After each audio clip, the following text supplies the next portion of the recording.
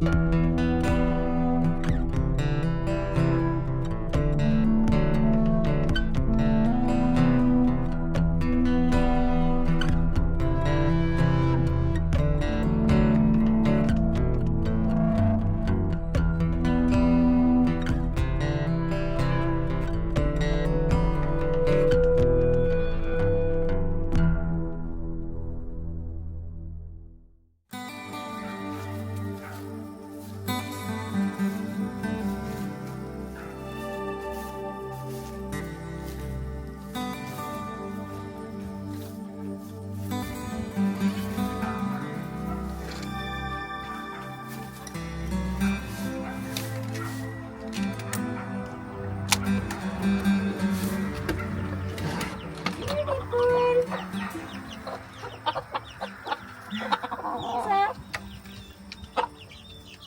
oui. Il y a des petits bébés ici.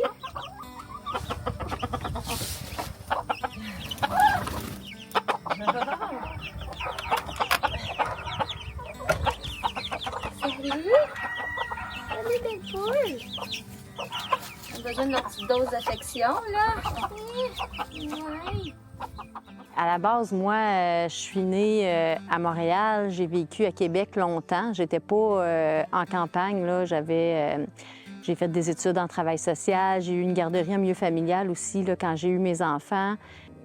Donc, je baignais pas nécessairement là, dans la nature, le jardinage et tout ça, mais je me suis mis tranquillement à m'intéresser à ça, à jardiner un petit peu. Puis là, à Québec, on avait la possibilité de faire un jardin. La loi a changé qui nous permettait de faire un jardin en façade de maison. Je me suis un petit peu donnée là-dedans à faire pousser toutes sortes de plantes que je connaissais pas, à laisser des plantes sauvages pousser. Puis je me suis vraiment intéressée à ça. Puis tranquillement, mes enfants grandissaient, je songeais là, à passer à autre chose là, par rapport à la garderie et tout ça. Puis je cherchais, dans le fond, ce que j'avais envie de vivre pour mon avenir, ce que j'avais envie de faire. Puis l'aspect aussi santé pour moi et ma famille, mais santé de la planète aussi commençait vraiment à me préoccuper aussi. Puis je me suis dit, ben j'aime ça jardiner, j'aime ça cultiver des plantes, pourquoi pas essayer de me lancer là-dedans, faire un jardin-forêt où j'aurais vraiment accès à tout ce que je peux faire pousser, autant des arbres fruitiers, des arbustes, des plantes comestibles. Puis là est venu aussi le côté médicinal, donc je me suis mis à m'intéresser là, à toutes les propriétés médicinales des plantes.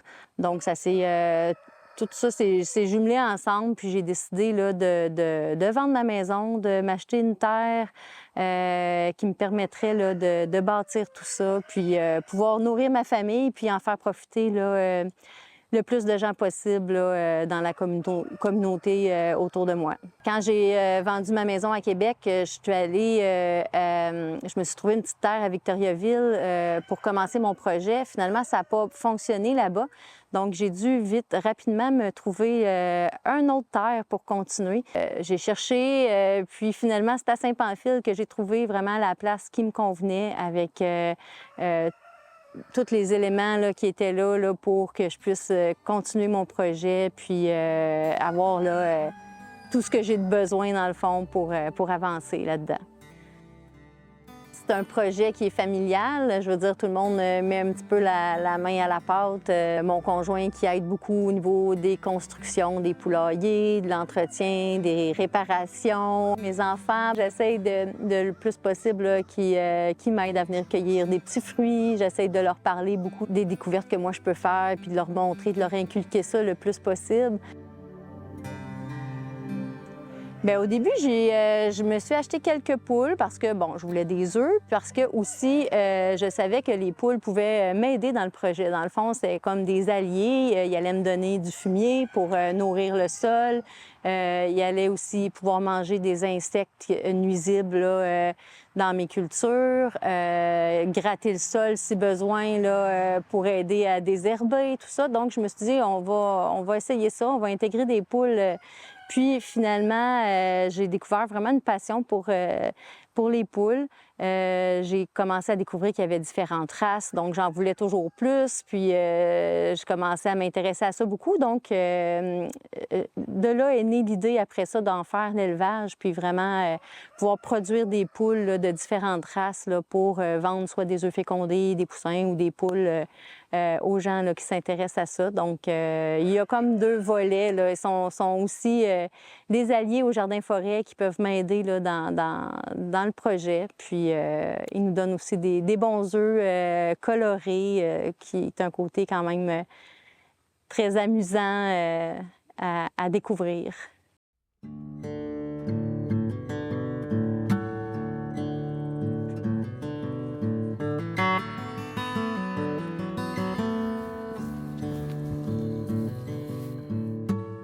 À ce temps-ci de l'année, jusqu'à tout récemment, je récoltais encore des framboises. Là, ici, il y a des framboisiers, des framboises noires qui poussent là. Mais là, à ce temps-ci de l'année, ce qui me reste à cueillir principalement, c'est la calendule qui pousse, elle. On va passer par ici. Pas mal jusqu'en octobre, même quand il commence à avoir du gel, elle continue de produire beaucoup. Là, c'est sinueux un petit peu, il faut juste faire attention.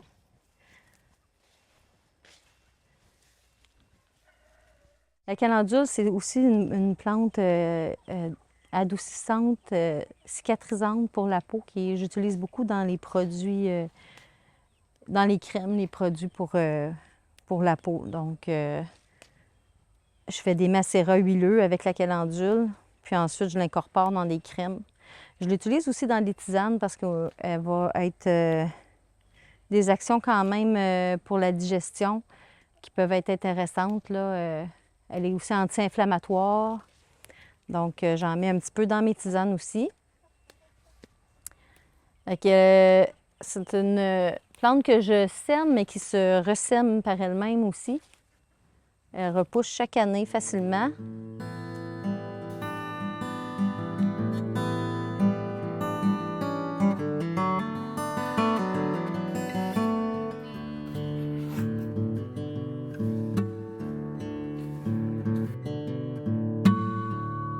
Je laisse beaucoup pousser les plantes, je laisse beaucoup de place à la nature et j'essaie d'inclure certaines plantes au travers de ça en m'inspirant vraiment du fonctionnement de la nature. Donc, pas de travail du sol, je ne vais pas venir labourer, je ne vais pas enlever toute l'herbe qui pousse, qu'on va appeler des mauvaises herbes. Pour moi, c'est pas des mauvaises herbes, c'est des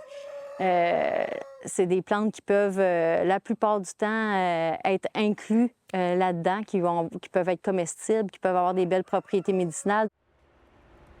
Ici, c'est l'endroit, c'est mon séchoir. C'est ici que je fais sécher les plantes. Dans le fond, ça, c'est un petit espace de travail. J'ai des plantes qui sont stockées ici, mais le séchoir, dans le fond, je mets mes plantes ici. C'est comme un petit moustiquaire, dans le fond. Puis, il y a plusieurs étages. Puis, je mets les plantes ici. Je ferme la lumière. C'est dans le noir avec le déshumidificateur, la ventilation. Il y a des plantes qui prennent plus de temps que d'autres à sécher. En général, là, c'est de 1 à 3, 4 jours. Là, pour les plantes qui sont un petit peu plus dures à sécher, j'ai aussi un déshydrateur. Là. Mais c'est ça, habituellement 2 jours, 3 jours maximum. Puis ensuite, je vide ça, puis on en met des nouvelles.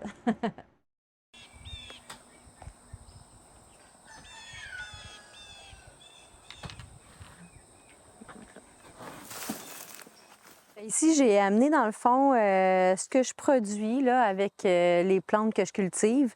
Dans le fond, ici, j'ai une variété de tisanes. Je fais mes mélanges avec différents thèmes. Comme là, ici, j'ai fait une tisane pour les femmes, donc qui va aider les femmes pour tout ce qui touche les hormones et le système reproducteur de la femme. Donc là, je vais aller cibler des plantes qui ont les propriétés là, qui vont agir ensemble là, dans ce sens-là.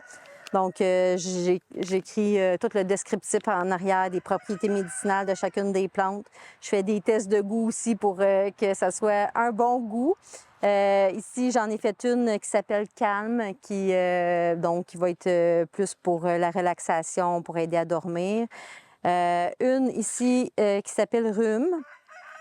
Qui va aider, là, évidemment, quand on a le rhume, pour atténuer les symptômes et aider au niveau du système immunitaire.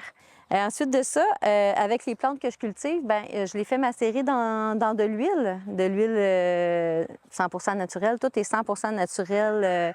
Le plus possible, j'utilise des ingrédients que je trouve ici au Québec, comme l'huile de tournesol québécoise. Puis après ça, je crée des onguents ou des crèmes thérapeutiques, crèmes hydratantes pour le visage, des onguents cicatrisants. Donc, je crée toutes sortes de petits produits comme ça là, pour la peau. Puis ici, là, on a mes œufs de mes poules que je vends beaucoup pour la fécondité, donc aux gens là, qui veulent faire naître des petits poussins. On en a vraiment dans différentes couleurs, des bleus, des verts, des roses, des bruns foncés, dépendamment de la race de la poule. Chaque race a sa couleur de ponte. Puis on s'amuse aussi à faire des hybridations pour avoir vraiment des couleurs plus spéciales qui vont être un petit peu différentes. C'est ça. Puis ensuite de ça, j'en vends aussi là, pour la consommation là, des œufs frais aux gens ici autour dans le coin à Saint-Pamphile.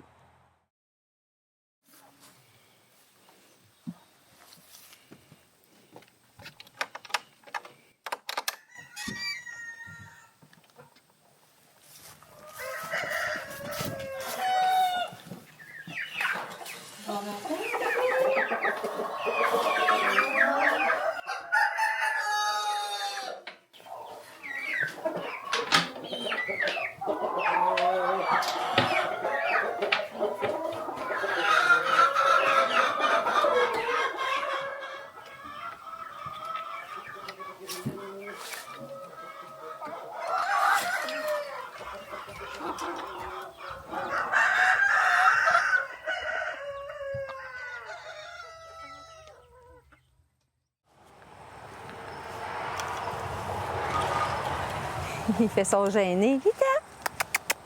Qui était mon beau? Viens me voir. Qui était? Yeah? Salut. Salut, belle fille. Coco. Viens me voir.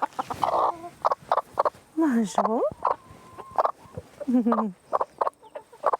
Tu as des choses à dire? Oui. Salut! Ces poules-là aiment vraiment ça, se faire flatter, se faire prendre. Elles sont vraiment amicales. Elles sont toutes douces. Ça, c'est mon coq. Le papa des petits poussins qui sont là-bas. Ça, c'est la maman. Elle aussi. Ah, tu t'en vas où, petit coq? Oui!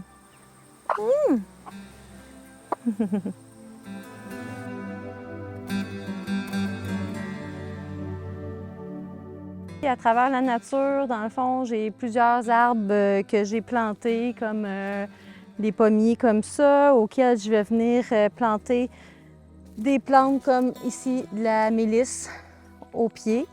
Il y a vraiment une variété. J'ai des vignes de kiwi, on ne les voit pas bien en ce moment, mais comme là, il y a une structure, là, ils vont éventuellement pouvoir là, grimper là-dessus. Des vignes de raisin aussi. J'ai des pruniers, des poiriers. J'aime beaucoup faire découvrir ce que je fais aux gens pour qu'ils voient l'importance d'être connectés plus avec la nature, puis l'importance aussi de se nourrir, dans le fond, de ce qui pousse autour de nous. Puis c'est une façon de manger beaucoup plus sainement, puis de façon plus écologique.